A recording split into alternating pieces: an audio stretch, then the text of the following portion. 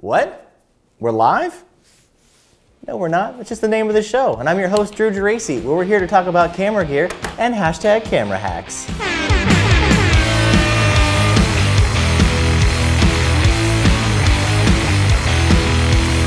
All right, today we get to talk about something that I love dearly, and that's time-lapse photography.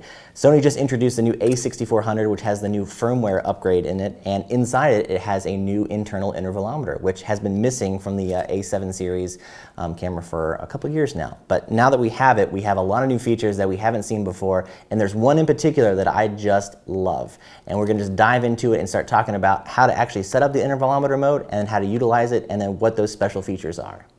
All right, so let's take a look at the new interval mode on the a6400. Go ahead and hit the menu button. Under the first camera setting, go over to page 3 and go all the way down to the bottom to where it says interval shoot function. Go ahead and click that.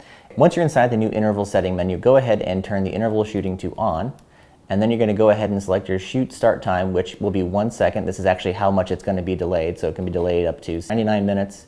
So I try to use something around 5 seconds. That gives you time to walk away from the camera, and then that way you can set it and forget it. So let's set our intervals here. Let's go ahead and change our interval to 2 seconds. Now we're going to change the number of shots we have, and this is the the total number of shots you have in your frame. So I usually stick around 400, and 400 yields about 16 seconds on a 24p timeline, which is great.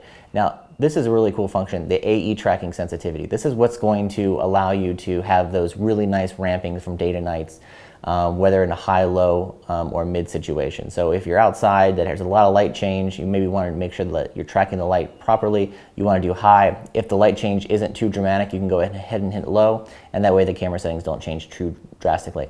The next feature that I think is really great is the shoot interval priority, and that's going to allow you to ensure that the shutter speed, if you're doing aperture priority, never exceeds whatever your interval is. So if you're shooting a scene and the auto aperture decides to go for 5 seconds, but your interval is only 4 seconds, it will actually take that shutter speed and max it out at 3.2 seconds. That way you will always have your interval hitting on time every time, which is fantastic. The next feature, and by far the coolest and probably most groundbreaking, is the fact that you can actually go in and view your time lapse in close to real time, negating the need to actually use the dial back here to turn it around. For a lot of people, it's really frustrating to use the dial to see all your images. So all you have to do is open up the new menu system, come in here, click the center button to expand, and then what it's going to have down here is if you press the downward button, you go into the continuous playback mode.